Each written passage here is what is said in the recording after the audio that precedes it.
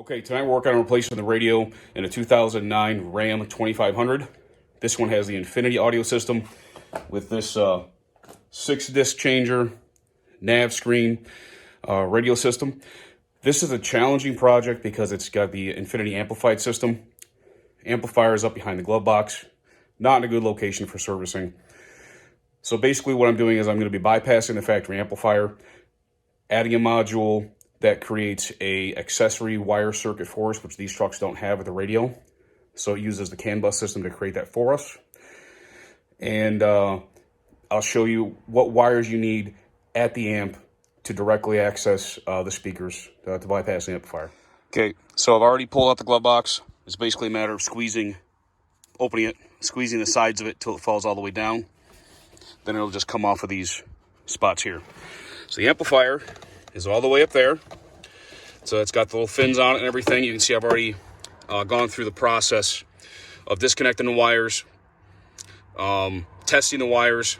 I now know, after a few hours of work, I now know what wires go to what speaker, and I'm going to work on the polarity.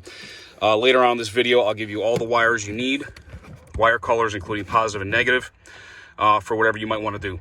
There are 2 plugs on this amplifier, even though there's one plugged in right now, because I just plugged that one in just so that I could show you how to remove these plugs, because it's not a normal process. It's pretty challenging.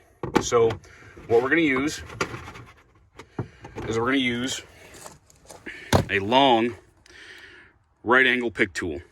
Okay, this is one of my Snap-on pick tools, but I can give you a link to something you can get off Amazon, and you want a right angle with something like that.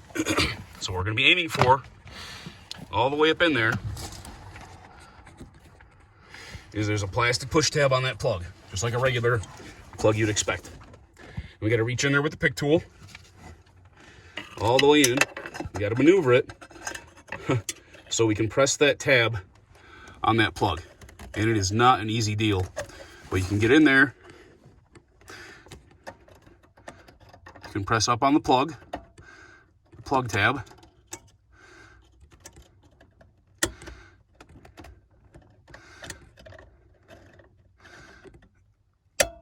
And then twist your pick tool and unplug that plug. It is a challenge to do that, no doubt. Then you can pull that harness forward. Also, see how the harness goes up and meets that other harness? There was some tape right here in this area. I carefully use a razor knife to release some of that tape, and I got a little more flexibility on this harness. The harnesses, like I said, are taped together originally. Some of these wires go to the right, some of these wires go to the left, okay? So that's how you get access to those plugs. The other plug is gone now because I cut off all the speaker wires from it that I was going to need. So that's your first step, gaining access to those plugs. So now what we need to do is we need to make sure that we can get speaker outputs from the radio down to that same amp location so we can tie directly into the speaker wires. There are some wires that go between the radio and that amp location, but it doesn't look to me like I have 4 channels of wires that go down there. I cross-checked all the wires the best I could, and what I decided is it's going to be easier for me, because it's a short distance, easier for me to run 2 pieces of 2-channel speaker wire like this. This is called 16-4. It allows you to run 2 speakers in 1 cable. I'm going to run 2 short runs of this from the radio down to that amp location and tie directly into the speaker wires that go into the doors. So I'll show you what that looks like now. Okay, so I've set aside the 4 pairs of wires on this right side that I need to go into those doors. So what I'm going to do now is I'll do the front left and front right using this 4-conductor wire. Usually I'll use green as positive on the left, red as positive on the right. Different people will do it different ways, but that's just how I do it, and I know that when I come back to this, if I ever have to come back to this in the future, I know how I wired it.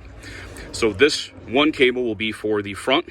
I'll do another cable just like it for the rears, and then this wire is going to get fished up this direction and end up coming out behind the radio so I can tie it right into the radio harness. So the stereo can directly run the speakers and bypass the amplifier. Excuse these harnesses. This is a project I was given by someone else that started it, and they weren't sure how to deal with the amplifier, and they weren't sure how to deal with the fact that there's no accessory turn on in this dash area. So what I'll do now is I'll wire all those together. I'll get the wires up to the radio.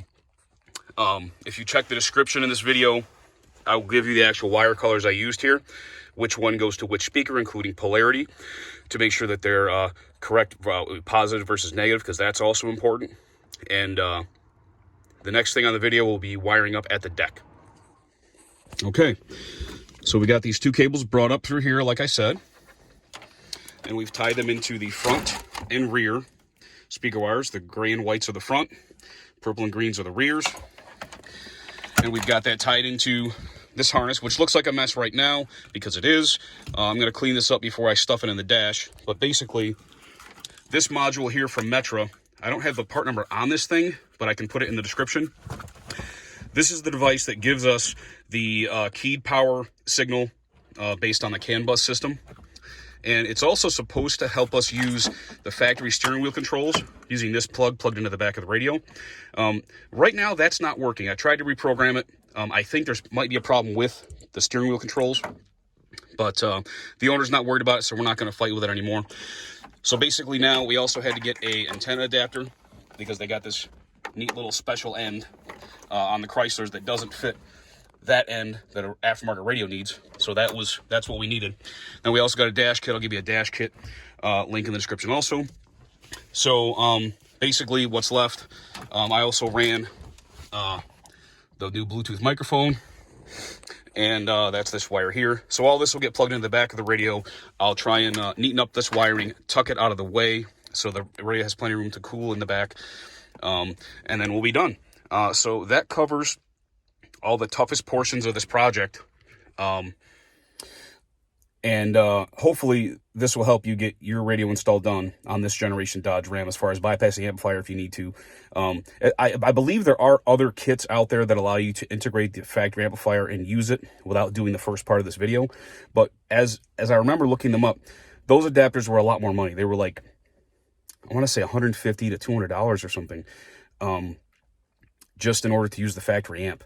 So with a little bit of experience and a little bit of extra work, you can bypass the factory amp, little short pieces of wire, and you'll still be able to use the existing speakers and not have to spend so much extra for the other module to integrate. So hopefully this has helped you, and thanks for watching.